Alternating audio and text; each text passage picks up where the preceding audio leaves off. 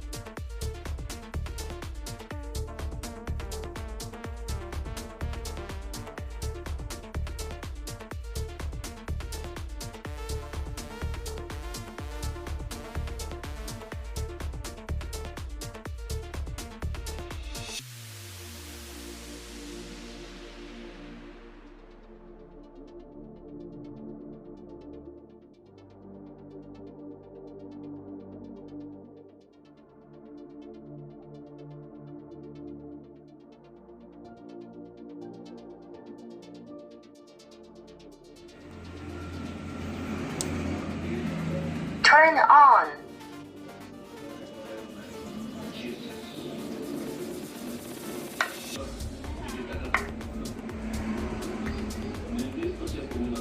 Play recording.